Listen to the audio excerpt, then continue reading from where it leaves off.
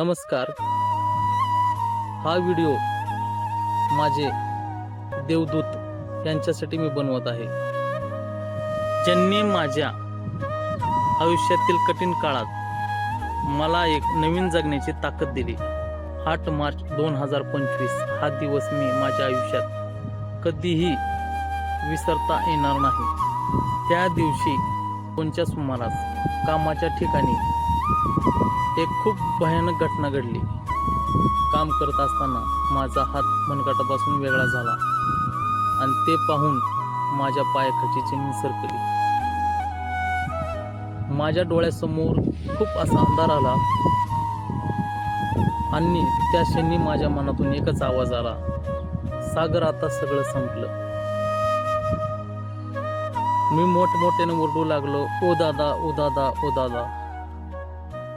दादा आता मला मारतेत का की माझा हात पूर्णपणे तुटला होता. कारण मी माझ्या वडिलांना दादा अशी हाक मारायचो. पण दुर्दैवी कसं आहे बघा ना, आज माझे वडील या जगात नाहीत.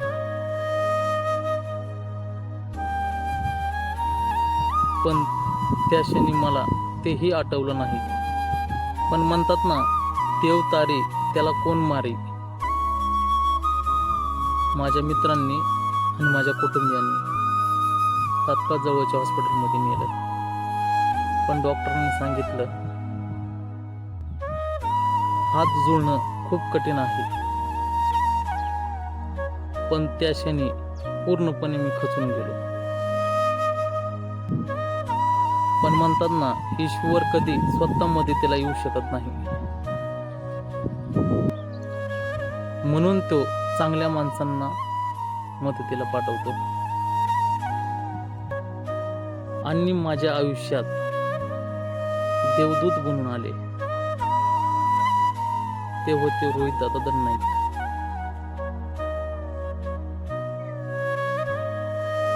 त्यांना ही घटना कळताच त्या क्षणी धावून आले आणि ते माझ्यासाठी एक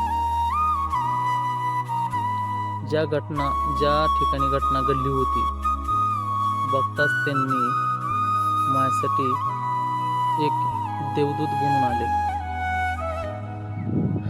त्यांनी तनाने, मनाने आणि धनाने पूर्णपणे मला मदत केली. स्वतः डॉक्टरशी बोलले. स्वतःच्या गाडीमध्ये बसून मला त्यांनी लातूरला ऑपरेशनसाठी घेऊन गेले. सतत एकच सांगत राहिले, सागर खचून जाऊ नकोस, माझ्यावर विश्वास ठेव, सगळं चांगलं होईल. त्या कठीण क्षणी त्यांनी माझा हात त्यांच्या हातात देऊन मला मोठा धीर दिला. दादा, तुमच्यासाठी हे 2 शब्द खूप कमी आहेत माझ्याकडे.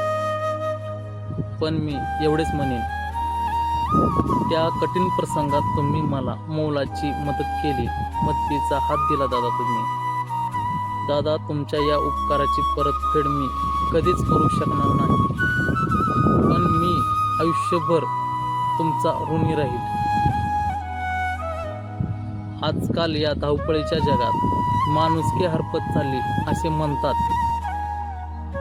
पण त्या दिवशी मला खरी माणुसकी पाहायला मिळाली. दादा, तुमची मला वेळेवर मदत मिळाल्यामुळे मी आज सुरक्षित आहे. आणि माझा हात माझ्या हातात आहे. माझ्या त्या कठीण काळामध्ये डॉक्टर सुमित हादगावकर सर लातूर यांची टीम, माझे मित्र परिवार आणि नातेवाईक आणि घाटंगरी गावातील प्रत्येक व्यक्तीचे मी आभार मानतो. पण प्रथम दर्जा रोहित दादा दंडनाईकला देतो. कारण ते त्या दिवशी नसते तर आज मी कदाचित तुमच्यापाशी नसतो. आम्ही असे म्हणतात, भिवू नकोस, मी तुझ्या पाठीशी आहे. माझ्यासाठी शब्द तेच आहेत.